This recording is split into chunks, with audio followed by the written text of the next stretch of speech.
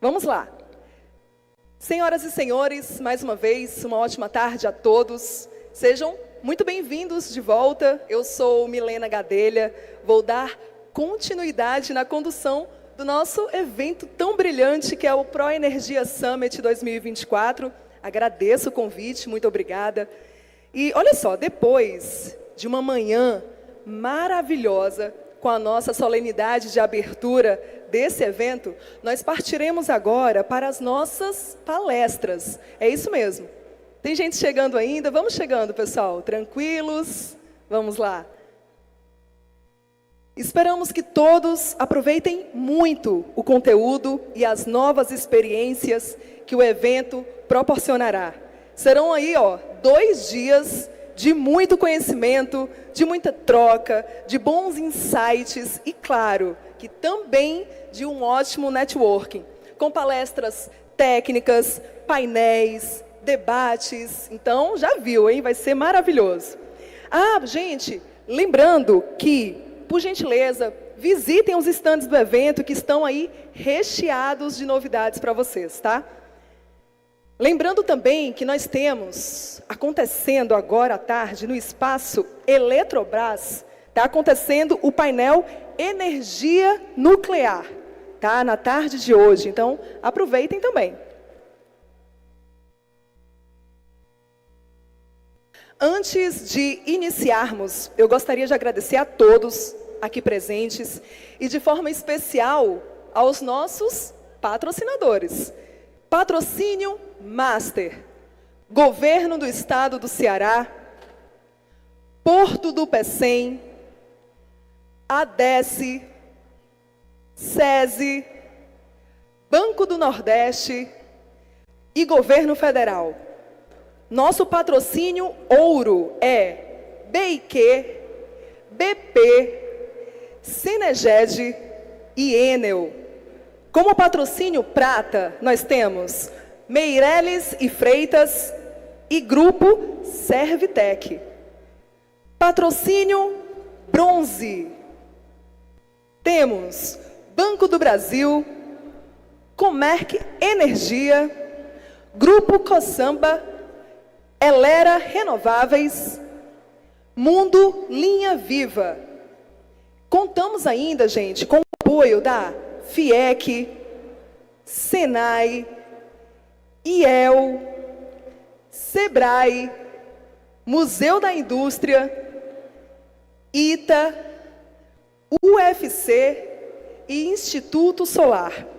E com a participação BVS Energias, GPM Soluções, BID Carmais, Macro e Care. E claro que a gente não pode deixar de agradecer de forma muito especial ao realizador desse evento, ao Sind Energia. Muito obrigada. Para a praia de Ponta Negra, alugava um Uber, 4 pessoas, dava mais barato que as 2 passagens que ele pagava de ônibus. Então, se o ônibus não se cuidar, vai acabar. Isso é um absurdo, é um contrassenso contra o transporte coletivo. E, por fim, o último, que é consumo e armazenamento energético de novas demandas digitais, que é outra coisa que nossa região, como região, tem que pensar isoladamente do resto. Porque nós não temos enchentes, intempéries que outros países e outras regiões do Brasil têm. Nós vamos atrair os data centers do mundo todo, porque nós temos energia abundante e infinita. Mas é quente, tem que ficar esfriando o ambiente. Não tem problema, a gente tem energia infinita. A gente tem como trazer essa aí.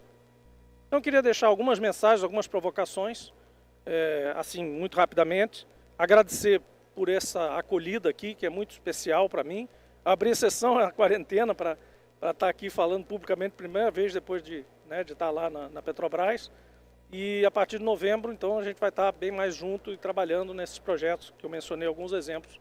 E certamente juntos, como eu disse, mãos dadas, Rio Grande do Norte e Ceará, pelo Brasil e pelo Nordeste. Obrigado a todos.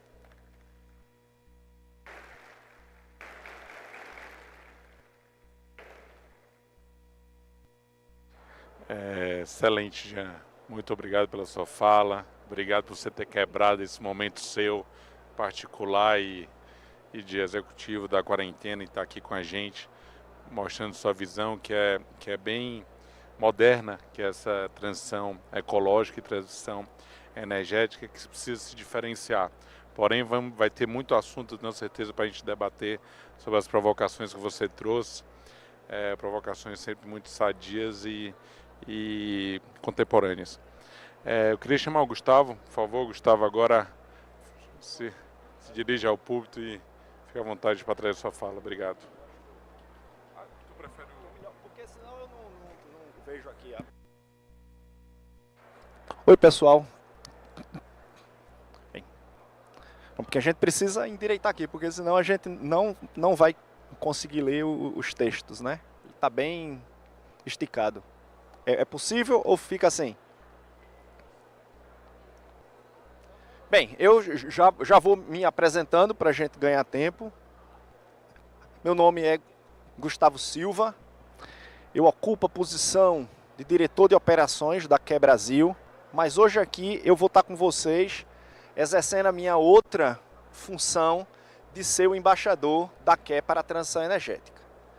Tá? E isso daí foi uma decisão que eu tomei, de não falar tanto sobre os nossos projetos e empresas, mas a gente falar sobre o mercado de energias renováveis. Mas para a gente entender esse mercado, como ele vai evoluir, os riscos e as oportunidades que tem, nós temos que voltar um pouquinho atrás para entender como o mundo está evoluindo na questão energética. Tá? Então a gente tem que voltar para conhecer alguns conceitos, entender mais a urgência dessa pauta. Falar de energias renováveis, nós temos que entender sobre transição energética. E entender sobre transição energética, nós temos que entender sobre aquecimento global. E é isso que a gente vai tentar facilitar hoje em pouco tempo. Bem, falando um pouquinho da QE, a QE é uma produtora independente de energia, de origem francesa. Estamos presentes em 23 países. Nós trabalhamos com energias alternativas, mas nós temos uma percepção de papel no mundo bem mais abrangente, de ser um vetor para a promoção da transição energética e o desenvolvimento sustentável. A QE está presente em 20 países e aqui no Brasil desde 2018, nós estamos há pouco mais de 6 anos, mas procurando ser agressivos e ousados no nosso papel de vetor da transição energética. Em pouco tempo já temos 600 megawatts em operação comercial. Iniciamos esse mês a construção de mais uma planta de 440 megawatts. E alcançando assim, até o final do ano que vem, o nosso primeiro gigawatt de capacidade instalada. À direita é apresentado todas as fontes que nós atuamos nessas geografias, embora nem todas elas a gente tenha atuação no Brasil. Falando um pouquinho sobre o aquecimento global e o dever de casa da humanidade. É isso sim, é isso que foi estabelecido para todas as pessoas que fazem parte desse planeta. Nós temos um dever de casa urgente para fazer acontecer. Tá? Eu gosto sempre de começar a minha apresentação mostrando essa imagem linda do nosso planeta e essa linha fina aí, ó, azulzinha, que separa a gente do universo. E isso é muito importante a gente entender esse conceito de que nós somos um sistema fechado e interconectado em subsistemas, os 5 subsistemas.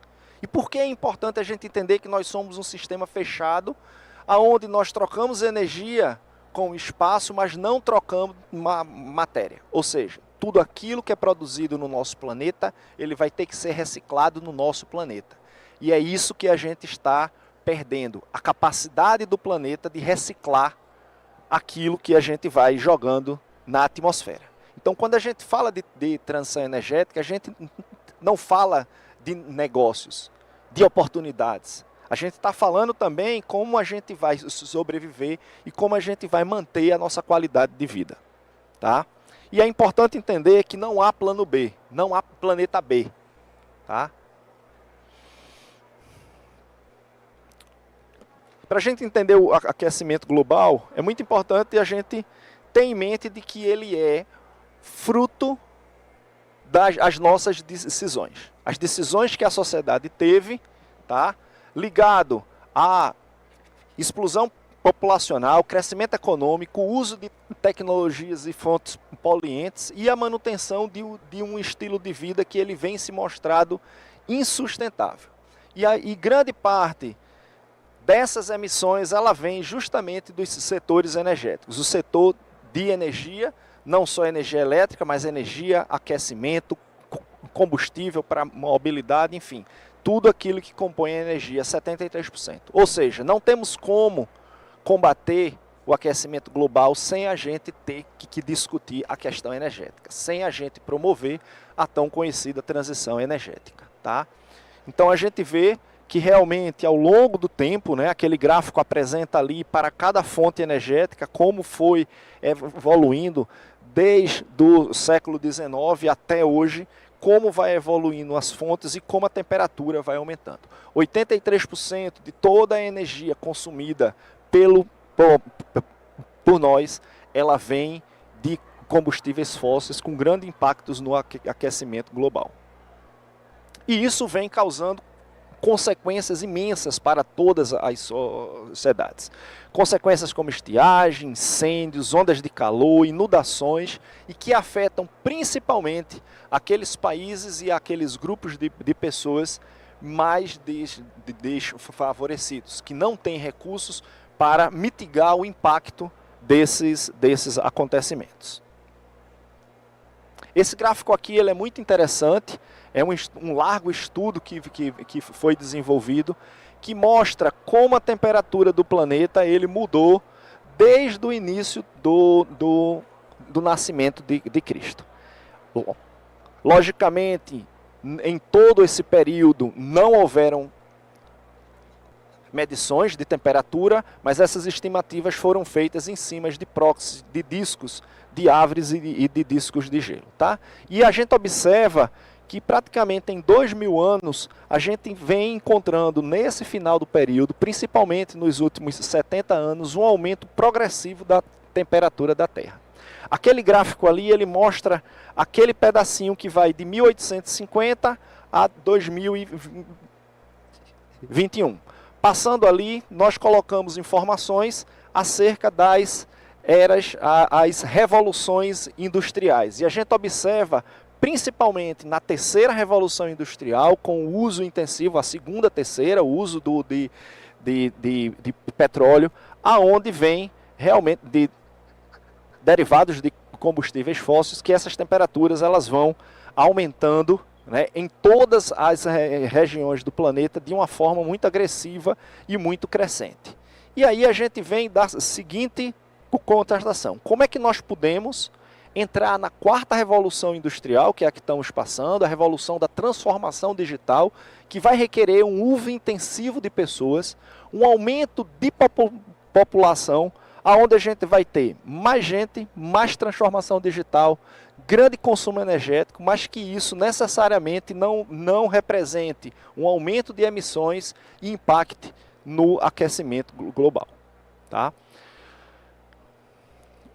Um ponto também importante é a gente pegar e entender de que ao longo da evolução da Terra, né, 4 bilhões e meios que o planeta tem, nós já passamos episódios de frios extremos e calor extremos.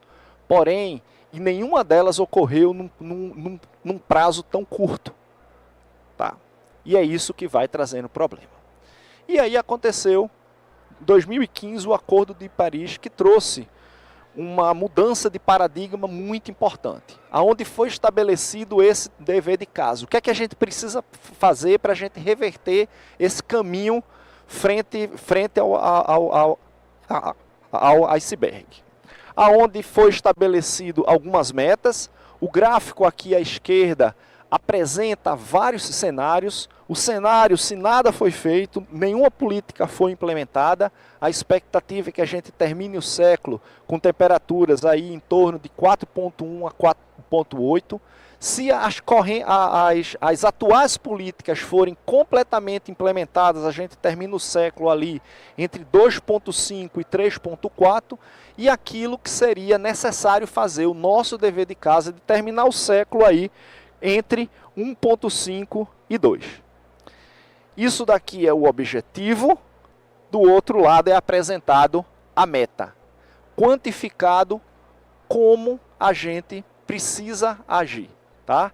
Então lá ele mostra ali uma decrescente, onde vai acontecendo a substituição gradual e a redução desses gases de efeito estufa, aonde a gente teria um primeiro marco de atingir em 2025, promover uma redução firme de 36,9 gigatoneladas. Logicamente, fazer transição energética é uma coisa onerosa e, como o Jean Paul disse, a gente não vai fazer isso de uma hora para outra, mas precisa ter um plano. Mas isso daqui também é traduzido em um outro estudo muito interessante, que são esses dois gráficos que tem aqui embaixo. Esses dois gráficos é a nossa carteira de emissões.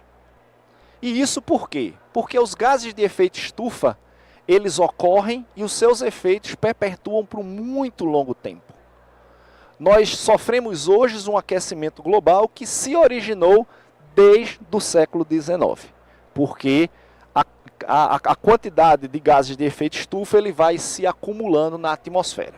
Então foi feito um estudo probabilístico, aonde para a gente alcançar a temperatura de 1,5 grau, com uma certeza com uma incerteza de 17%, a gente teria que retirar da atmosfera, a gente teria que colocar na atmosfera, no máximo, 500 bilhões de toneladas de dióxido de carbono. Para a gente aumentar essa certeza, eu teria que jogar na atmosfera só 250 bilhões. Para vocês terem uma ideia, só no ano de 2021 foi adicionado à atmosfera 41 bilhões de toneladas de dióxido de carbono. A urgência vem porque a gente vai colocando anualmente e a gente vai diminuindo essa carteira. Aqui é apresentado o cenário para a temperatura de 1,5 e um cenário para a temperatura de 2 graus. Em 2023 foi adicionado 37,4 gigatoneladas, bilhões de toneladas, e 2024, do jeito que nós vamos também diminuir essa nossa carteira de hidrogênio, de gases de efeito estufa. Por isso é tão importante a gente dar urgência e acelerar esse processo da transição energética. Tá? Esse gráfico daqui ele é muito emblemático, porque quando a gente pensa um mundo com 1,5 grau a mais, a gente pode pegar e imaginar que é aquele mundo do paraíso, né, com tudo muito bem. Não, ou seja, aquilo que foi feito ele vai perdurar até lá. Então, para a gente ter um pouquinho dessa ideia do que seria um mundo com a temperatura de 1,5 grau, esse ano em particular foi a primeira vez que nós alcançamos essa temperatura. Eu trouxe esse gráfico aqui que ele mostra em todo o mundo, tá, os acontecimentos climáticos impactados. Ninguém se salva disso. Aqui, quando a gente fala em transição energética no Brasil, não é para a gente resolver o nosso problema, não. É a gente resolver o problema do mundo. E todos eles também têm que resolver o nosso problema, porque por mais que a gente troque, a gente não vai conseguir resolver o nosso problema. Os impactos eles irão acontecer. E isso daqui, anualmente, representa bilhões e bilhões de dólares que estão sendo perdidos para a reconstrução desses acontecimentos.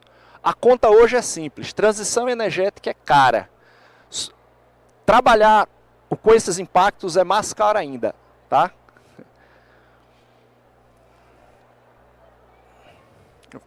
E agora falando um pouquinho sobre o grande legado do Acordo de Paris. No Acordo de Paris, tá, na COP21, em 2025, foi proposto uma nova abordagem para a segurança energética.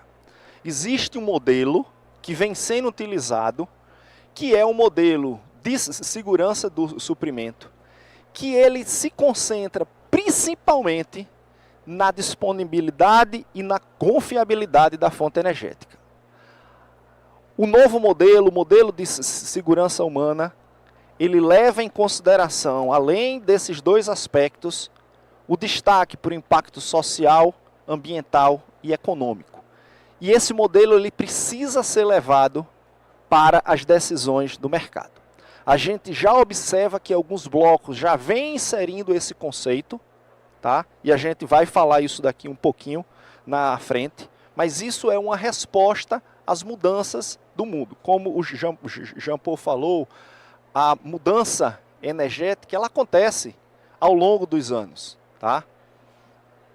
E foi lá criado a mitigação dessas emissões e foram atribuídos para diversos setores, diversos caminhos, né? Grandes avenidas de atuação. A gente vê ali que 25% vem da substituição das fontes renováveis, mas a gente tem que levar em consideração de que fazer só isso não é o suficiente. Tem que haver também processos para favorecer a eficiência energética, a eletrificação, o uso de hidrogênio, onde a gente consegue levar. O hidrogênio ele dá uma perspectiva nova ao uso das energias renováveis, ao passo que a gente consegue armazenar e transportar a energia de uma região para outra. A captura de hidrogênio nos processos produtivos e a captura do hidrogênio da atmosfera, né? Para a gente alcançar aquele objetivo, o dever de casa que foi estabelecido, foi atribuído para cada uma dessas linhas tecnológicas um desafio, tá? E isso se chama transição energética. A transição energética ela tem basicamente 5 pilares. O primeiro deles é a transição para as energias renováveis, é isso que a gente está falando aqui, o uso das energias renováveis, principalmente para a produção de energia, mas é muito importante a gente pensar as mudanças comportamentais e política pública, e a gente vai entender isso daqui um pouquinho mais no próximo slide. A eficiência energética e o uso responsável de energia, ou seja, nós temos que ser conscientes com o uso da energia, a captura do carbono e a eletrificação.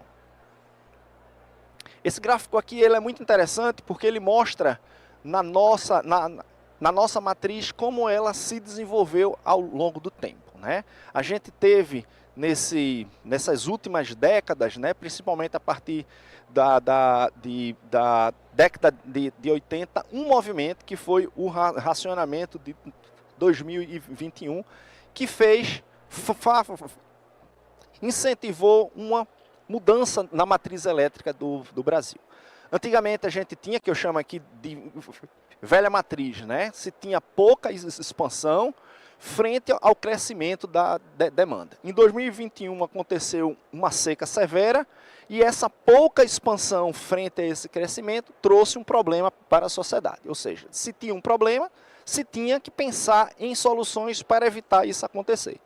A nova matriz ela se baseia principalmente numa expansão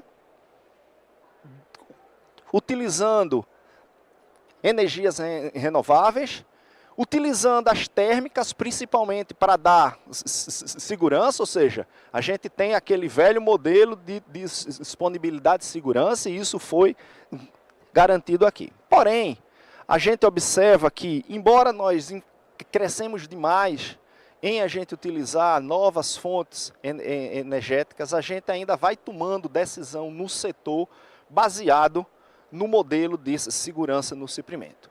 E daqui para frente, nós temos que tentar mudar a forma como a gente toma a decisão. E aí eu trago aqui alguns pontos que vai esclarecer isso daqui para vocês, tá?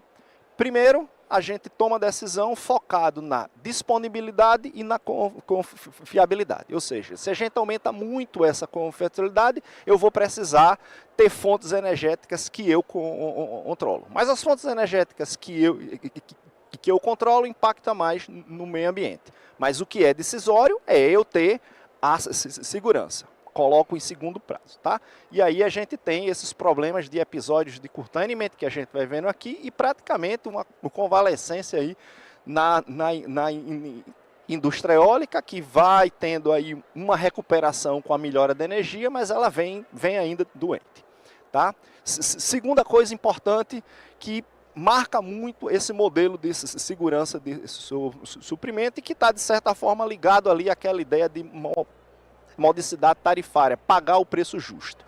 Mas o preço justo ele depende da ótica que a gente olha. Por quê? Porque a gente normalmente compara as fontes pelo serviço energético que ele presta. E não se leva em consideração as externalidades que a fonte tem e o serviço ambiental que ela presta. Para a gente ficar claro aqui, eu trago aqui um paralelo com o uso de gasolina e álcool. E quem é que abastece com álcool aqui o carro? Pouca gente, né? Normalmente a gente abastece com gasolina. Vamos lá, faz a conta, 70%, a gasolina é mais vantajosa. Mesmo a gente não leva em consideração que a gasolina emite 70% mais de emissões do que o álcool.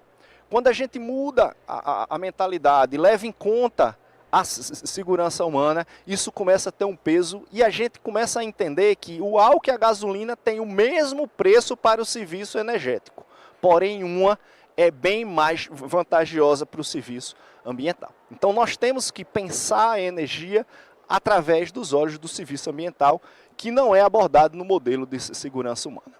Uma outra coisa também é que nós fizemos uma mudança na matriz, uma nova forma de geração, mas não nos preocupamos muito na transmissão. Ou seja, não temos um sistema que foi adaptado para essa condição. E esse sistema a gente vem sofrendo agora com esses acontecimentos de curtailment, tá? E isso precisa ser levado em consideração no futuro.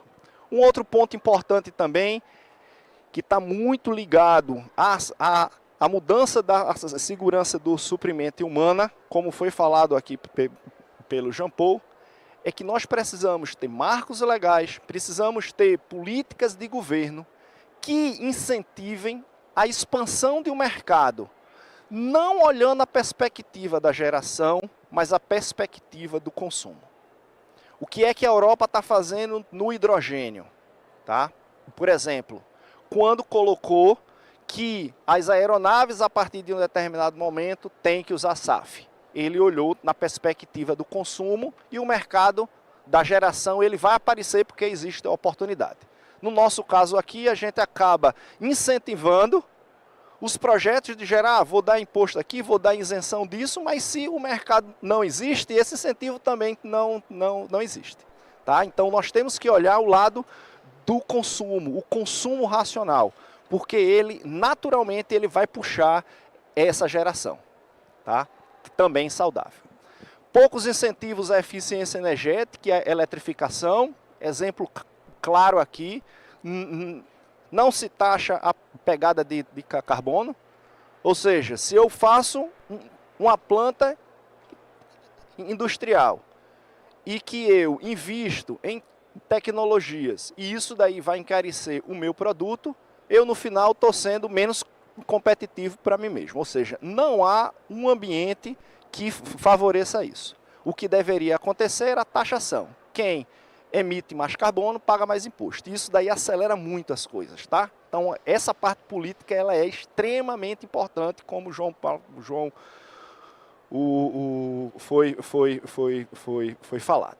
Nós temos também episódios ao longo dessa jornada aqui, onde a modicidade tarifária ele estava a serviço da política, como de certa forma um controle dos lucros da empresa.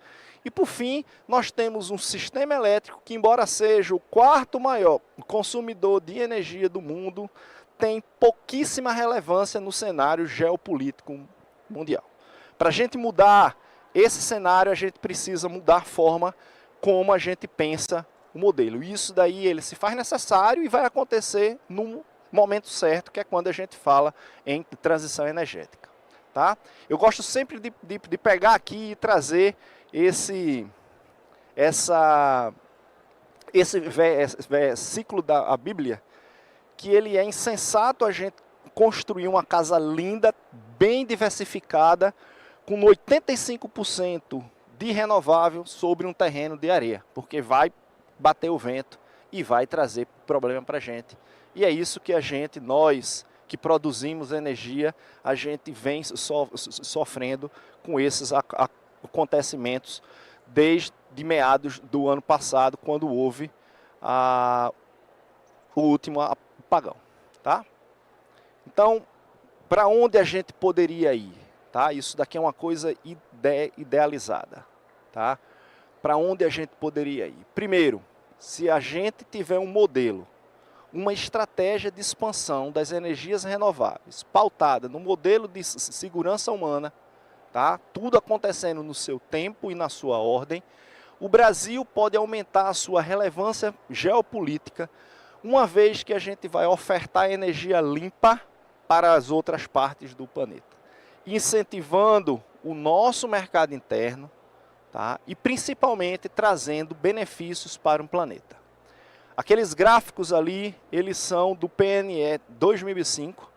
Ele mostra ali em cima um cenário para o ano de 2030, onde se espera que a capacidade instalada brasileira alcance 254 gigawatts e 2040 396 gigawatts.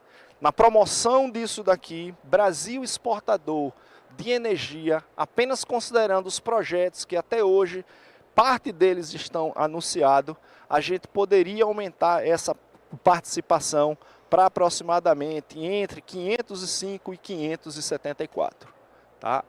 Em pouco tempo, em 20 anos. Então, eu queria deixar aqui algumas reflexões. A primeira delas é que o planeta já se encontra saturado. Esse dever de casa não é para as gerações futuras, é para a nossa geração, nós que estamos aqui, tá? E que isso já representa bilhões de prejuízos, tá? E afeta milhares de pessoas no mundo. A transição energética, ela se apresenta como a principal forma de a gente combater os efeitos, frear um pouquinho os efeitos do aquecimento global, e que o Brasil tem tudo para se tornar, ter uma grande relevância nesse movimento. Tá? E eu deixo aqui para terminar esse pensamento de que a maior ameaça que a gente tem ao nosso planeta é pensar que isso é obrigação de uma outra pessoa e ficar aqui de braços cruzados. Agradeço a vocês por terem me ouvido. Desculpem passar um pouquinho do tempo e fico aqui à disposição para responder as perguntas ao final.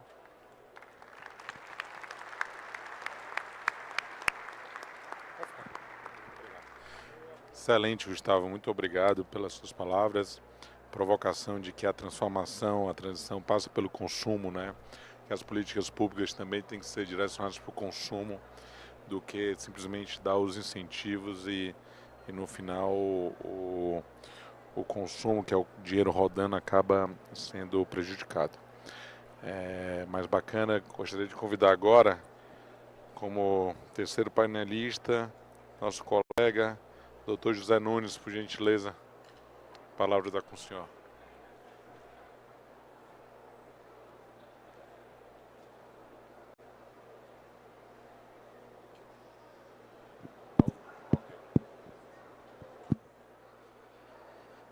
Boa tarde a todas e todos. Boa tarde, Jonas. Boa tarde, Jean Paul. Uma satisfação tê-lo aqui conosco. Esse cinza que aparece do lado direito, como os países do G20 geram energia, nos acenem como uma grande oportunidade. Eu acho que esse é o momento. Nós temos falado muito. Aproveito para saudar aqui o meu mestre, o Dr. Picanso, né, do hidrogênio verde, mas é com esse olhar que nós devemos mirar esse lado direito aqui dessa lâmina. né? Temos uma oportunidade, o mundo precisa disso. Quer dizer, nós temos a oportunidade de fazer o bem e, naturalmente, ter a devida recompensa por esse bem que estaremos fazendo. Passando em seguida, aí nós olhamos, né, o balanço energético. Aqui a matriz elétrica, se a gente olhar 2024, vê aqui alguns crescimentos. E quando olhamos o balanço energético, a gente tem também a oportunidade interna como energia quando você sai da matriz elétrica, sai para a matriz energética. E como foi dito, nós somos um país que tem distâncias e desigualdades que batem a nossa porta. Então a gente tem realmente média de consumo, quando nós olhamos, muito baixas, ainda temos. E temos segmentos de consumo elevados, onde temos potencial para eletrificação, né, para outras formas de você atuar no segmento energia. Passando um pouquinho, eu vou falar agora um pouquinho aqui rapidamente da nossa presença hoje no Brasil. Nós somos um grupo que está em todos os segmentos, menos o de transmissão, como o Grupo Enel. Então nós estamos no segmento de geração, somos o 6º player em geração, com 6 GB, com a capacidade instalada em 50 complexos, sendo 100% renováveis. Essa foi uma decisão estratégica realmente de sairmos, né, do que não fosse renovável. Em distribuição, somos o 2º player, com 15,5 milhões de clientes, 39 tera de energia distribuída. Temos também comercialização com foco em clientes livres e na parte de serviços, o que nos acena como futuro da eficiência energética, da mobilidade elétrica, que falamos aqui, cidades inteligentes, etc. Aqui um pouquinho sobre a nossa dimensão ao longo dos anos em termos de capacidade instalada em renovável. Até o ano de 21, nós tínhamos uma térmica a gás aqui no Porto do Pecém e saímos, na realidade vendemos essa térmica em 2021. Ela foi importante em determinados momentos e 2022, 2023, 100% em termos de Grupo Enel renovável. A saída dessa térmica e depois o contrato da térmica que finalizou, ele nos deu um ganho tarifário, né? O mercado hoje, né? Acho que nós, como distribuidores, a nossa compra de energia são nos leilões públicos. Isso é bem ordenado dentro do setor elétrico. E dentro dos leilões, a gente conseguiu comprar essa fatia, pequena fatia aí, que nós saímos nesse ano, mais baixo do que o preço que tínhamos. Isso nos deu um mix. E no último reajuste tarifário, nós tivemos 3% de redução. E com a bandeira tarifária, que voltou, né, está no patamar 1 agora, isso deve equilibrar de tal forma que não devemos ter impacto esse ano.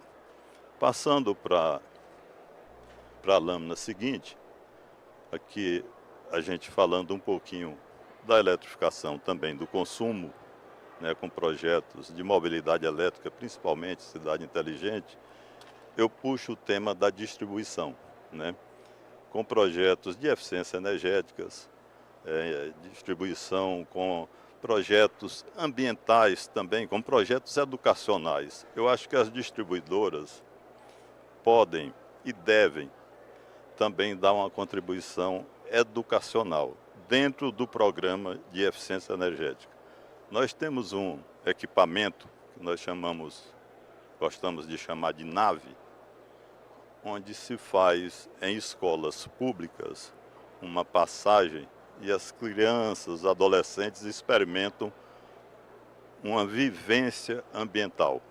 Inicialmente, dentro do ambiente que temos, dos resíduos, da contaminação dos mares, após essa vivência com óculos, nós chamamos de 5D, porque na realidade é 3D, mas as cadeiras se movimentam e tal, é uma experiência interessante. Dentro dessa vivência, depois desse primeiro mergulho, digamos assim, ele entra para uma sala de prática de jogos ambientais com atitudes ambientalmente corretas, e após isso ele volta para fazer um novo mergulho no planeta e constatar o que ele foi capaz de mudar. Eu estava com esse equipamento em uma cidade do interior, na cidade de Quixadá, há 2 semanas atrás. Eu já tinha visto naturalmente, mas nunca tinha entrado com um grupo de crianças. E é interessante o impacto que isso tem para as crianças. Então eu voltei ainda mais adepto desse tipo de projeto.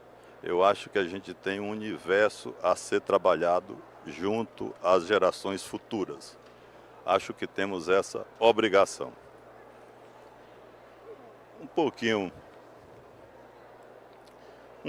aqui. Peço licença a vocês, nossos comerciais, por favor. Eu vou falar um pouquinho aqui da distribuição dos nossos números. Nós temos 4,2 milhões de clientes, né?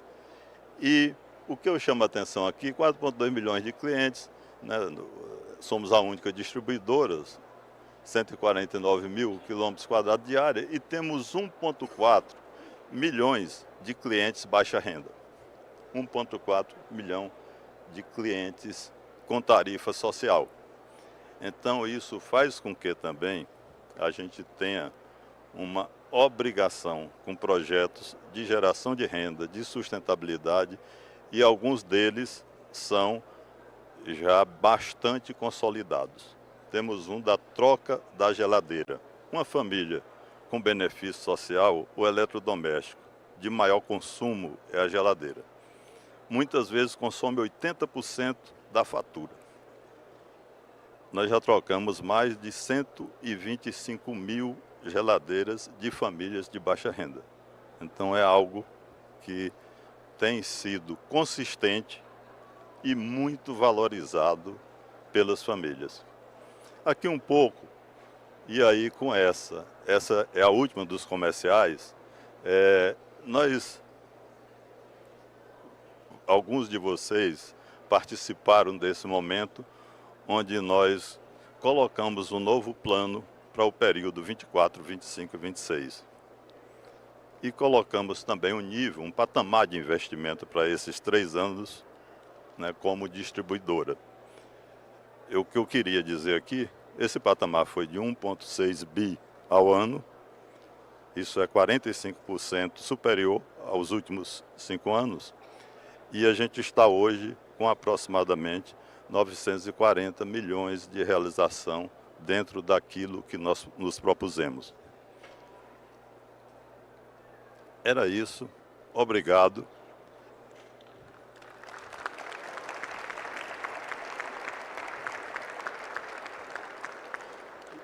E só relembro a primeira lâmina. A gente olha para um lado com orgulho da matriz elétrica e para o outro lado com um olhar da oportunidade que o mundo oferece com relação à energia renovável e em suas várias dimensões. Obrigado mais uma vez. Obrigado. Obrigado, doutor Nunes. É sempre uma honra escutar o senhor, tanta sabedoria e tanto conhecimento profundo no setor elétrico. Há tantos anos aqui ajudando o desenvolvimento do Ceará, então, doutor Nunes, muito obrigado por o senhor estar aqui presente com a gente. Agora eu vou chamar Ricardo Barros. Por favor, Ricardo, faça uso da palavra, por gentileza. Obrigado.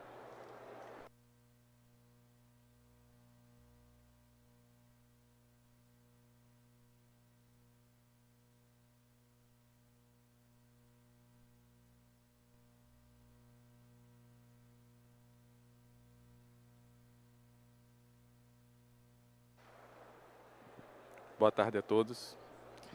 Acho que agora vocês conseguem me ouvir. Bom, primeiro um desafio aqui, falar depois de tantos craques aqui. alguns que eu tenho o prazer de conhecer já há alguns anos. Eu tenho orgulho de dizer que a minha história profissional, de certa forma, ela se envolve, se mistura um pouco com esse momento de transição energética. Eu comecei a trabalhar nas energias renováveis há cerca de 20 anos. Antes de começar a trabalhar, eu já queria trabalhar muito com uma coisa chamada biodiesel, era algo que eu estudava na faculdade. E isso me levou a fugir totalmente do script aqui, mas como eu tenho um pouco mais de tempo, eu vou dar esse depoimento também. Isso me levou a ir estudar na França, há alguns anos atrás, não vou dizer quantos, e lá, estudando na França, eu queria perseguir aquele sonho de entrar para o mundo das renováveis na biomassa, porque eu achava que a biomassa era algo muito interessante, que poderia, era e continua sendo uma ótima fonte de energia, e tinha essa questão do biodiesel, que era algo que eu me interessava muito. Acabou que não foi possível trabalhar com biomassa, biodiesel naquele momento, e eu entrei para o mundo da energia eólica, e uma empresa que talvez muitos de vocês conheçam, a Voltalia, onde eu comecei trabalhando em 2007, lá na França. Mais ou menos nessa época eu conheci o Gustavo, que está aqui. O Gustavo trabalhava na época numa empresa chamada Brasel, que foi um dos principais parceiros da Voltalia para entrar no Brasil, na área de energia eólica. A Voltalia já estava presente com pequenas centrais hidrelétricas, com outras fontes, mas eólica ainda não estava presente.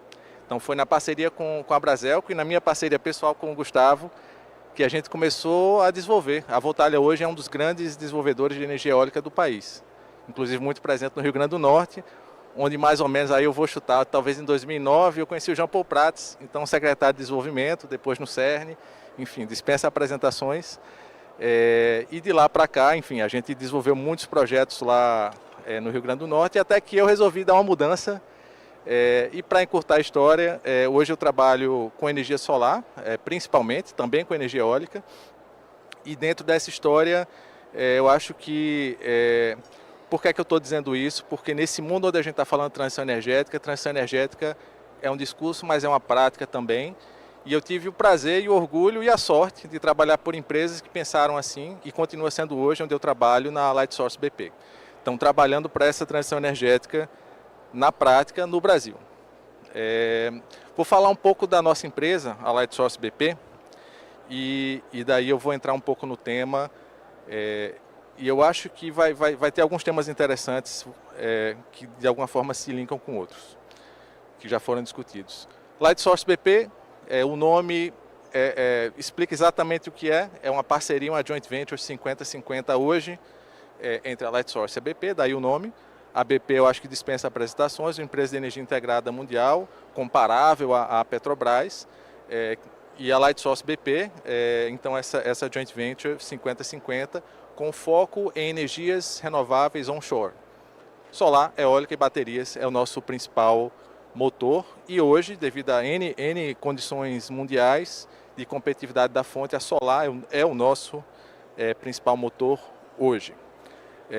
A BP é publicamente conhecido, enfim, é um pouco do que a gente está falando aqui. A BP anunciou a compra de 100% da nossa empresa e isso ainda tem algumas condições para essa compra ser finalmente efetivada aí em algum momento em breve. A Lightsource BP ela tem um total de 9,5 gigawatts de projetos desenvolvidos até hoje, é uma empresa relativamente recente, né? Ela foi fundada em 2010, enquanto Lightsource BP em 2018, e nessa história 9,5 gigawatts de projetos desenvolvidos em 19 países. O Brasil é um deles, um país onde a gente tem uma boa presença, mas também tem presença bem relevante em outros países, como eu vou falar em outro slide. A empresa tem cerca de 1.200 pessoas no mundo inteiro e um pipeline de projetos de 60 gigawatts ao redor do mundo, envolvendo todas as tecnologias. E reforçando aqui, a gente está naturalmente muito envolvido na sustentabilidade. A sustentabilidade é parte do nosso negócio, é parte do nosso DNA, é parte da nossa razão de existir. Eu gosto muito da definição de sustentabilidade que trata como a convergência entre social, ambiental e econômico. É a convergência desses três que faz um mundo sustentável com esses três pilares.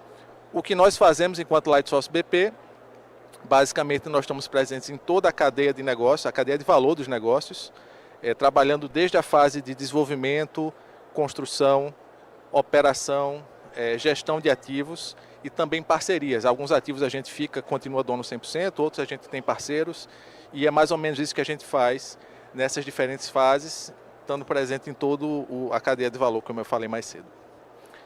Aqui a nossa presença global, 19 países, dividido em 3 regiões, Américas, Europa e África e Ásia-Pacífico. A nossa matriz fica em Londres e, enfim, no Brasil, nós estamos aqui em São Paulo com a nossa com o nosso principal escritório. Nossa presença no Brasil, acho que essa foto fala por si só. Esse é um parque solar que nós temos em operação aqui no Ceará. É um parque de cerca de 211 megawatts pico, que está hoje funcionando lá no interior do Ceará. E aqui eu acho que isso marca muito bem a nossa presença, não só no Brasil, mas como no estado, daí ter escolhido essa foto. Dando um pouco mais de detalhe sobre a nossa presença no Brasil, vocês conseguem ver no mapa áreas onde a gente tem projetos em desenvolvimento ou desenvolvidos. No Brasil nós temos uma operação de 50 pessoas, então a gente trabalha muito com parcerias, seja empresas de desenvolvimento, empresas de construção, empresas de operação, financiamento, enfim, é um ecossistema inteiro no qual a gente está inserido como dono e desenvolvedor dos ativos. No Brasil nós já investimos mais de R$1 bilhão até o momento. Nós temos também uma pegada muito forte de responsabilidade social e sustentabilidade. E para passar rápido aqui, para ir para o nosso tema, nós temos diferentes atividades que a gente sempre procura promover nos nossos parques solares, cada um com a sua, vamos dizer, a sua característica, né? Por exemplo, alguns parques solares a gente vai trazer ovelhas, que isso ajuda, enfim, para dar um melhor uso para a terra, mas também ajuda na própria funcionalidade do controle da vegetação. Em outros a gente vai fomentar enfim, o cultivo de abelhas, o cultivo de mel. Em outros a gente vai fazer também uma pegada social mais forte, inclusive é isso que a gente fez no Ceará, promovendo cursos para a comunidade local, promovendo a arte local, apoiando escolas, entre outros. Indo para o nosso tema específico aqui, eu de alguma forma sabia o meu desafio de falar, ser um dos últimos a falar e tentar trazer algo novo. Então eu tentei sair um pouco do macro, que eu acho que já foi muito bem explorado pelos craques aqui que me antecederam, e procurei trazer algumas oportunidades no sentido de, só para a gente entender e tentar quantificar um pouco o que é que vem com essas oportunidades de transição energética, aqui também para o nosso mundo dos negócios, da sustentabilidade, que envolve economia ambiental e social. Então, destacando que essas oportunidades de eletrificação, de transição energética, elas começam por uma coisa: competitividade. Competitividade. Então, para falar então eu resolvi trazer aqui, focando especialmente na energia solar centralizada, que é um dos pilares da nossa atuação junto com eólica e baterias. Por quê? Porque hoje, pode mudar amanhã, mas hoje é a energia mais competitiva disponível no Brasil. Em outros países do mundo também. No Brasil, não, sem exceção, também é o caso. Nós vemos aqui nesse gráfico dados públicos, né, que vêm de leilões de energia. A energia solar é o amarelinho, e vocês veem que desde 2019 a energia solar é praticamente a mais competitiva nesses leilões. Estamos em 2024, o último leilão que está aí é de 2022, porque os leilões já não acontecem há algum tempo. Mas esse é um dado público que eu faço questão de dizer, que reforça, e é indiscutível, reforça a energia solar a mais competitiva. Outro dado que não é exatamente público, mas publicável, vamos dizer assim, que eu gosto de trazer, é um dado da consultoria Cela, que talvez você conheça, uma consultoria independente de energia, chama Clean Energy Latin America. E aqui são dados mais recentes, né? De 2022 para cá, um pouco antes, um pouco depois, o crescimento das fontes solar e eólica passou a ser muito mais no mercado livre. E aqui vocês conseguem ver em laranja essa proporção de novos contratos assinados no mercado livre. Isso ratifica e reforça que a solar, que é o laranja, é onde tem mais contratos, portanto é onde tem mais crescimento, e a eólica também tem bastante, tá? Então, como eu falei, nós também trabalhamos com eólica, mas focando aqui na solar, isso reforça em um ambiente competitivo, onde é o consumidor, onde é a indústria que precisa ser competitiva para tornar o seu produto mais competitivo, é isso que eles estão escolhendo. Então isso reforça como a energia solar é de fato, a energia solar centralizada é de fato a opção mais competitiva para os consumidores. Então isso dá um pano de fundo para algumas coisas que a gente vê acontecendo. A gente tem aqui outro dado independente de uma consultoria chamada Aurora, que mostra a energia solar, que nesse caso aqui a gente vê como um verde mais claro. A energia solar ela parte para chegar em 2040, somando aqui geração centralizada e distribuída, como a fonte de energia com maior capacidade instalada no Brasil inteiro. Se alguém falasse isso há 10 anos atrás, ia virar motivo de piada. Mas a previsão é que, por volta de 2040, a energia solar centralizada e distribuída passe a ser com maior capacidade instalada no Brasil inteiro. E a energia centralizada, hoje com 15,2 gigawatts segundo a ANEEL, nesse gráfico, ela em 2030 passaria para 32 gigawatts. Um investimento aí da ordem de 45, 60 bilhões de reais em 6 anos a ser realizado. Nada mal. Destaca-se também que a eólica onshore, que é o azul mais claro, ela tem um grande crescimento também, mas ainda assim atrás da solar e da solar centralizada. Esse ponto aqui, eu faço uma pausa para dizer, esse gráfico aqui é interessante, dá um norte, claro que não é a verdade absoluta, é apenas uma estimativa baseada ali em dados econômicos, de competitividade, mas ele não considera algumas oportunidades que estão hoje saltando aos olhos. É difícil falar de hidrogênio verde no Ceará, então eu vou tentar evitar, vou tentar falar de um micro, porque eu acho que o Ceará, junto em outras oportunidades, também está despontando como um dos pioneiros no hidrogênio verde, como foi na energia eólica no passado, como foi na solar também, mas também agora no hidrogênio verde. Mas eu resolvi falar de um ponto específico que está ligado ao hidrogênio verde, que é fertilizantes verdes. E dar um contexto nisso, contexto de transição energética e contexto de como que isso pode ser importante para o Brasil. O Brasil, eu acho que todos estamos cansados de saber, é o celeiro do mundo, alguns gostam de dizer, e é o maior exportador mundial de algumas commodities agrícolas. Como soja, 56% da soja exportada no mundo inteiro sai do Brasil. Milho, 31%. Café, 27%. Açúcar, 44%. Então, sem dúvida nenhuma, o Brasil é um grande produtor mundial. Para produzir, precisa de fertilizante. Fertilizante é NPK. Nitrogênio, fósforo e potássio. Nitrogênio é derivado da amônia. A amônia deriva do hidrogênio verde.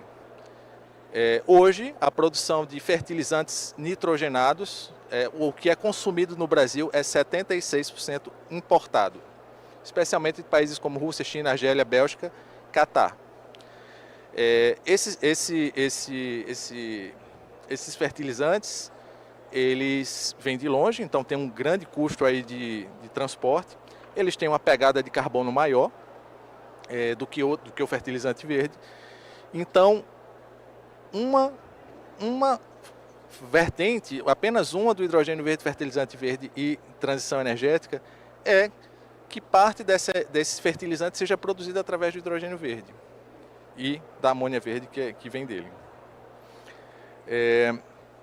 Então, definitivamente, esse é um vetor importantíssimo para a competitividade da agricultura nacional.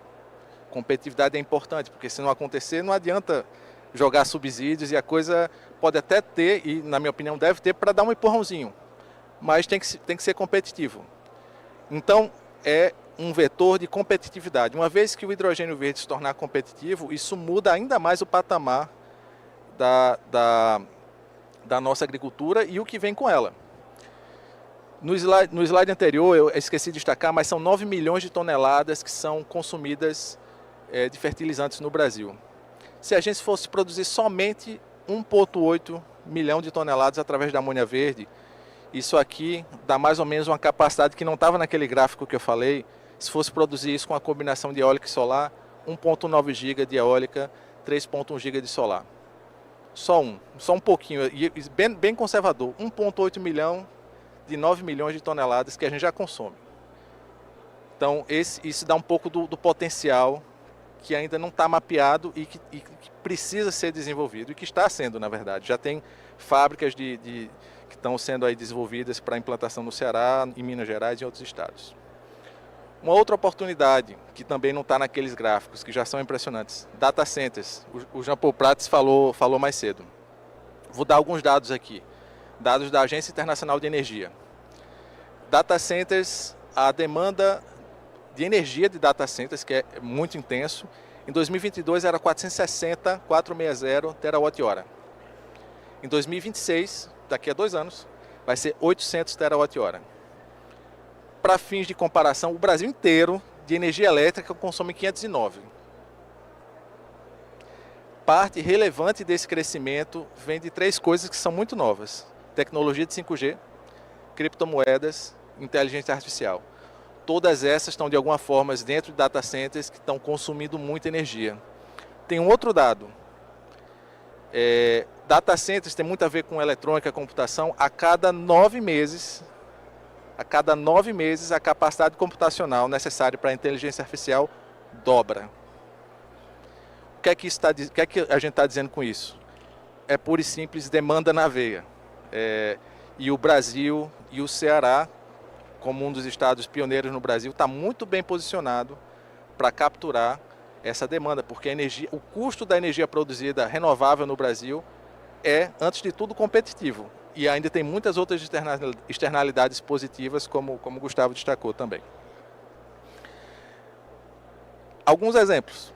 A Irlanda, que é um país bem pequeno, não tem tanto sol nem tanto vento, em 2026 vai ter 12 terawatt-hora de demanda só de data center.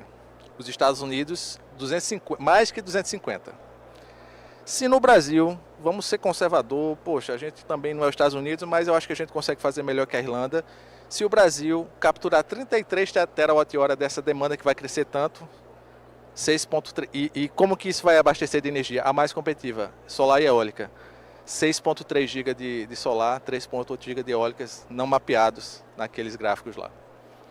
Mais uma bela oportunidade onde o Brasil e o estado do Ceará pode se tornar pioneiro, e isso precisa também de políticas públicas e parcerias entre os entes públicos e privados. Por fim, eu acho que foi o Jean Paul também que falou, ônibus elétricos. Está longe de ser uma demanda equivalente às duas anteriores, que a gente falou, de fertilizantes e de data centers. Mas também é um vetor muito importante de eletrificação. E por que eu estou destacando ele aqui? Porque, assim como os outros, eles também dependem de ações coordenadas entre o Estado e as empresas. A gente precisa parar de brigar, o Estado é isso, ou a empresa é isso, é coordenação. Precisam se coordenar para fazer as coisas funcionarem. Então aqui tem 2 exemplos, um da cidade de São Paulo e um de Curitiba. A cidade de São Paulo, que em 2024 anunciou, enfim, e tudo indica que vai conseguir ter 20% da sua frota de ônibus com ônibus elétricos, e a cidade de Curitiba, que almeja ter 33% dos ônibus elétricos até 2030. E isso, mais uma vez, é eletrificação, é transição energética, e isso mostra como as energias renováveis podem contribuir para além do crescimento, que não é pouco, da demanda de energia, vamos ver, seguindo uma trajetória normal, mas pode contribuir para a eletrificação de outros setores da economia, tornando-os mais competitivos. Ônibus elétricos, data centers e fertilizantes, que é um dos motores da nossa economia através da agroindústria. Então é isso. Então eu queria só agradecer a vocês e reforçar essa importância, esse potencial que precisa de muito esforço e do trabalho de todos nós, sejamos nós empresários, membros do Legislativo, do Executivo ou qualquer outra frente de atuação. É isso. Muito obrigado. Obrigado, Ricardo. Ricardo também, para quem não sabe, é vice-presidente da Associação Brasileira de Energia Solar, de geração centralizada, bastante atuante no setor pela área institucional também. Pessoal, diante do andar da hora, eu segui a orientação aqui da organização do evento, eu vou abrir para 2 perguntas aqui da plateia. Quem quiser fazer a pergunta, por favor, fale o seu nome. E para quem direciona a pergunta, o pessoal da organização está com o microfone e vai até quem levantar a pergunta. Tá aqui um já levantou a mão aqui no meio, Joaquim Rolim, e o outro aqui, o colega aqui na frente. Primeiro Joaquim Rolim, primeiro aqui, não, ok. Já pegou o microfone primeiro já. Mas por favor, falar o nome para quem direciona a pergunta, por gentileza. Boa tarde, Marcones, de São Paulo, da Intertec. E a pergunta não tem uma direção, gostaria que, se possível, todos participassem. A gente já está com essa estamos numa transição energética já há algum tempo, como falou bem o Jean Paul, é constante, nós estamos mudando isso, vendo a cada dia novas plantas, novos segmentos, novos equipamentos sendo implantados. E a gente já tem uma história já com energia eólica já há algumas décadas e agora a fotovoltaica, e estamos falando também de hidrogênio verde. Eu gostaria de saber dos senhores se existe alguma perspectiva, alguma intenção, e se isso seria benéfico para o setor, se nós tivéssemos uma normatização, uma acreditação em termos de instrumentos, processos, OIM, não só para distribuição, como já existe hoje na fotovoltaica, mas de uma forma geral para o processo de renováveis, assim como a gente já tem em outros setores essenciais para a sociedade, como infraestrutura e óleo e gás. Essa é a pergunta. Quem se candidata a começar, até pelo andar da hora, eu gostaria que só 1 ou 2 respondessem. Nunes, Ricardo, Jean, Gustavo, quem quer começar? Acho que é mais uma visão para o gerador, né? Que é uma questão aí da acreditação. Então, os 2 aí, troca essa figurinha, por favor. Alô? Oi. Bem, muito oportuna sua pergunta, tá? Como a gente fala, como foi bem falado aqui, o uso das energias renováveis, elas vêm desde o início desse século, né? A gente, principalmente no final ali, 2007, 2008, quando começaram a entrar em operações os primeiros parques do Proinfa. Esse momento era um momento difícil, porque o mercado ele cresce de uma forma orgânica, tá? Então, aquele momento era difícil, por quê? Porque não existiam justamente esses marcos, essas regras muito bem estabelecidas, foram tomadas decisões, principalmente em cima da experiência que a gente tinha de outros países, né? O Nordeste aqui acabou sendo, de certa forma, afetado pelo fato de a gente ter um regime eólico muito particular e que difere muito daquilo que eram os países mais desenvolvidos, principalmente a Europa, né? Alguns países da Europa que tinham um mercado de eólica. Mas já existe sim uma normatização bem robusta no Brasil. Inclusive, naquela época, numa iniciativa, começou em 2005, uma iniciativa da ABNT, a criação das normas brasileiras para energia eólica, né? E hoje a gente já tem isso bem mais pacificado. O que a gente precisa agora fazer, como eu coloquei na apresentação, é a gente criar uma ambiência aonde se crie um mercado robusto para essas energias renováveis à luz do que hoje é necessário. A grande diferença, às vezes eu escuto as pessoas falando, não, mas se já tentou carro elétrico no passado, coisa tal, mas antigamente tinha uma ambiência e hoje tem outra. Por quê? Porque os problemas estão à nossa porta. E a cada dia que a gente não faz, ela vai se tornar mais cara e mais urgente para fazer. Nós, empresas, né, principalmente, nós pagamos pouco, porque a gente acaba não sendo tão impactado pelas externalidades, mas a sociedade e os governos vêm sendo impactados imenso por essas externalidades. Tá? Só completar. Normatização é um assunto seríssimo. É seríssimo, é técnico e é complexo. Porque normatizar simplesmente significa prever, inclusive, as inovações e impedir ou não que elas entrem de acordo com o fato de ser justo aquilo ou não, enfim, tem várias acepções. A normatização não caminha se não tiver o chamado, em inglês existe essa palavra que é mais completa do que no português, enforcement, que é a aplicação daquilo.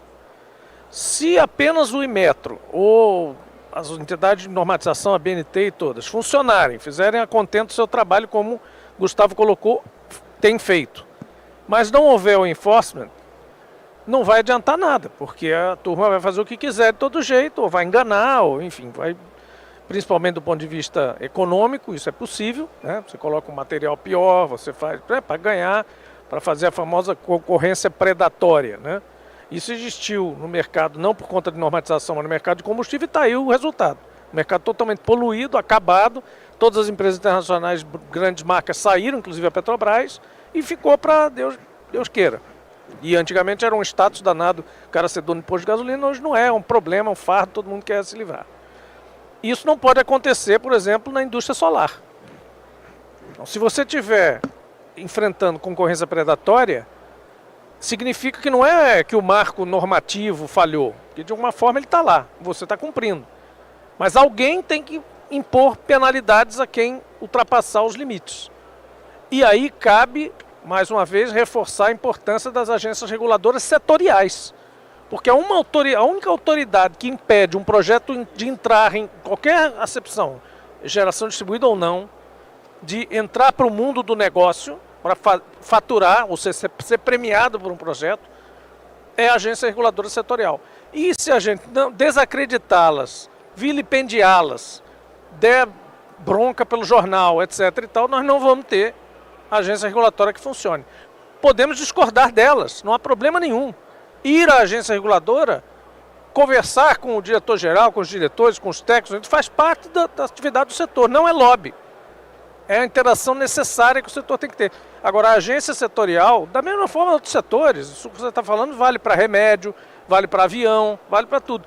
As agências reguladoras, gente, quem está falando aqui é uma pessoa afiliada ao PT, ainda. Então é o seguinte, elas foram criadas como um ganho, um adianto da época à esquerda brasileira diante da abertura desses setores. Foi uma conquista de quem acredita no Estado necessário. Na época, toda essa folia de abrir e fechar a coisa, sempre tem os extremos. Eu nunca fui desses extremos. Mas na época trabalhei com o time do ministro Sérgio Mota, do governo Fernando Henrique, para fortalecer essas agências. E hoje faço um esforço danado para o meu próprio partido reconhecer que as agências dão um ganho para quem preconiza um Estado bom, um Estado útil, o Estado que eu falei aqui, um Estado socioambiental, um Estado necessário. Então, esse assunto acaba esbarrando na autoridade máxima setorial, porque isso não tá, aí não está em jogo política setorial, aí está a qualidade de um equipamento e a covardia de concorrer mal e premiar o mal concorrente, diante de tecnicalidades que são ultrapassadas de uma forma ou outra. Então, acho que é fundamental falar disso também, mas acoplar sempre com a autoridade máxima setorial que vai permitir que esses projetos ruins venham à vida e frustrem as expectativas não só dos consumidores, como dos próprios empreendedores. Excelente, Gustavo, Jean. A próxima pergunta, por favor. Boa tarde a todos, parabéns pelo excelente painel. Joaquim Rolim, consultor de energia. Minha pergunta é para todos, porque vamos dizer assim, temos um problema vigente que é o curtailment, né? Corte de carga, corte de geração, de carga não, corte de geração, e isso está impactando o setor. Minha pergunta é, qual o percentual, o tamanho desse impacto, quais os estados mais impactados e o que fazer, quais as possibilidades para evitar que ele aconteça. Essa é quase que para o Ricardo aí, né? Por favor, Ricardo. Parece que foi combinado, né, Joaquim? Mas não foi. Pessoal, então corte de geração, esse é um tema muito importante para o setor de geração, especialmente o setor de geração centralizada. Acho que o governador Elmano, inclusive, tocou nesse assunto. Eu queria reforçar esse tema da importância também da nossa empresa. Os estados mais impactados, tentando responder cada uma das perguntas, são Ceará, Rio Grande do Norte e Bahia. São os mais impactados. Os cortes de geração, para dar um exemplo específico, no mês de julho, aqui no Ceará, teve empresas, não é o caso da nossa, tá? Poderia ter sido, mas não é. Teve empresas que tiveram cortes de geração de 75%. Vocês não escutaram errado. 75%. O ONS foi feito investimento lá de bilhões de reais, em alguns casos, e o ONS passou a ordem, e não é um ataque ao ONS, deixando claro, porque eu concordo com o que o João Paulo Prats falou aqui, a gente precisa defender as nossas instituições do setor, a gente pode discordar, mas as instituições estão aí por um motivo, mas o ONS mandou cortar, nesse caso específico, 75% da geração. E esse problema, ele não está diminuindo, ele está aumentando. Esses investimentos inteiros, eles foram feitos com muito pouco de previsão de corte de geração, porque isso nunca foi a realidade. Vou dar um exemplo para vocês aqui. A gente contratou, não vou citar nomes aqui, mas contratamos uma empresa muito importante e muito conhecida no Brasil inteiro para calcular quanto que ia ser o corte de geração, agora sim, no nosso parque solar, aqui no Ceará, inclusive. Eles passaram 30 dias para fazer a conta. Depois de 30 dias disseram, olha, no próximo mês vai ter uma perda de 0,2%. Foi 20%. O que é que eu quero dizer com isso? Ninguém sabe exatamente o que está acontecendo. Há sim um bom debate com o ONS, que aparentemente está sendo conservador demais na forma de operar o sistema. Tem razões técnicas para isso também, então o debate precisa ser técnico, mas a situação é então que a gente tem dentro desse... A gente estava até discutindo dentro da AB Solar, que o Jonas mencionou, também faço parte. A gente tem... A situação é tão grave que o paciente, se as usinas eólicas e solares do Nordeste brasileiro fosse um paciente, o paciente está na UTI. Tem que tirar o paciente da UTI, e para tirar o paciente da UTI tem duas medidas muito simples. Tem 3,7 gigawatts de capacidade de transmissão existente, de interligação entre o Nordeste e outras regiões do país, que já foram 100% utilizadas antes do 15 de agosto de 2023, a data que houve um apagão. Essa mesma capacidade hoje não está sendo usada. Esses 3,7 GB que eu me referi são capacidade instalada, está represada. Não estamos usando todas as linhas que temos disponíveis. Por isso começou a agravar muito o problema. Então o primeiro ponto é uma conversa técnica com o ONS para entender o coeficiente de segurança, sim, que precisa ter, mas será que é todo esse? Será que não dá para liberar um pouco dessa capacidade? Então esse é o primeiro ponto. E o segundo ponto é que a nossa visão é que boa parte dessas perdas, desses cortes, são por razões de outras linhas que inclusive estão atrasadas, que já foram contratadas, anos atrás estão atrasadas. Então isso aí precisa ser reclassificado para uma categoria que a ANEEL já prevê, chamada de indisponibilidade externa, que é passível de reembolso. Só para finalizar, nos últimos 2 anos, R$ 1 bilhão que o setor eólico e solar deixou de ter de receitas em função disso. E essa conta só está aumentando, então por isso é um problema tão grande. Obrigado pela pergunta, Joaquim. Bem, para complementar, sendo rápido aqui, porque o Jonas já olhou para mim e eu falo muito, né? Eu queria também trazer aqui para vocês o impacto que isso daqui tem no setor como um todo, tá? Porque essa postura impacta também aqueles projetos que ainda não estão em operação. Uma vez que nas certificações vai ser considerado essa possibilidade, impactando diretamente nas estimativas de P50, de P90. Impacta também nos financiamentos. Os bancos agora já estão começando a exigir de você esse tipo de estudo para fazer a previsão, encarecendo o financiamento. Então, esse problema ele tem um impacto geral no mercado. Tá?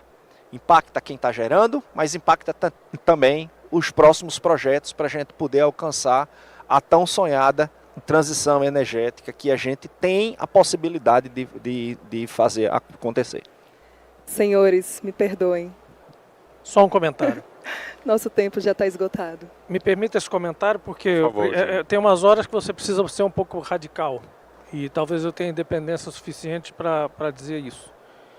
Essa situação de curtailamento que a gente está vivendo hoje, e Joaquim descreveu, e nos solicitou essa opinião, ela, a meu ver, é um cataclisma. Que, como você disse, é consequência de médio e longo prazo, não é só de curto prazo. Não há ninguém que me convença e talvez não convença nenhum mais autoridade aqui, técnica que seja, doutor Picanço, Nunes, de que você precisa cortar 75% da geração de um empreendedor, que nós tivemos trabalhos imensos, eu inclusive como secretário, e aqui também o governo do estado à época, 2008, 2007, 2009, para dizer aqui é o melhor lugar para investir, e de repente você está com o seu projeto pronto lá na Serra do Mel, que você conhece, que ajudou a desenvolver pela Voltal e outros, e alguém vem e diz assim, olha, tem uma razão técnica que 75% da sua receita está cortada. Como que você explica isso para qualquer board em português, inglês, francês, alemão e chinês? Não tem como explicar isso. E a consequência, para ilustrar bem o que você disse, Gustavo, é que quando você lá na Quer, quando os caras da Voltalia, quando qualquer um na própria Eletrobras, empresa brasileira, de capital brasileiro, e com investidores também de fora, com a Petrobras, trouxerem os projetos deles, o início da história já vai ser, tem certeza? É assim mesmo? O seu modelo econômico está certo? Você não previu que pode haver um cataclisma de 75% da receita? Quem é que faz um projeto com uma previsão sensata de quebrar 75%? Então, assim, não há razão técnica, não há explicação que se dê que nos convença que isso foi necessário desta forma. Que é necessário, a gente sabe que tem. Provavelmente há uma razão técnica explicável. Mas desta forma, tem coisa.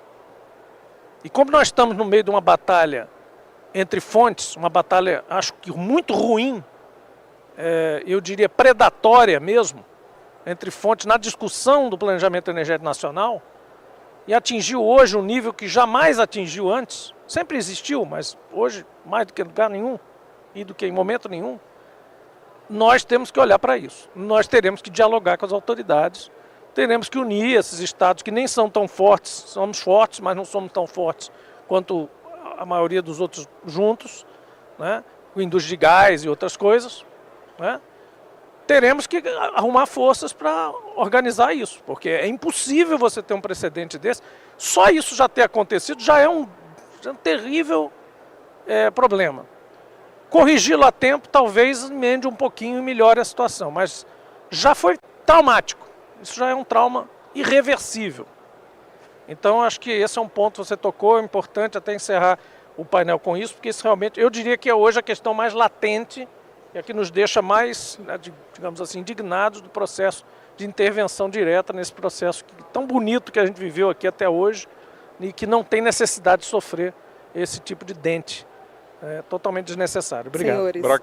Bacana. Vamos finalizar, mas eu gostaria muito de agradecer o Jean, Gustavo, Dr. Nunes, Ricardo.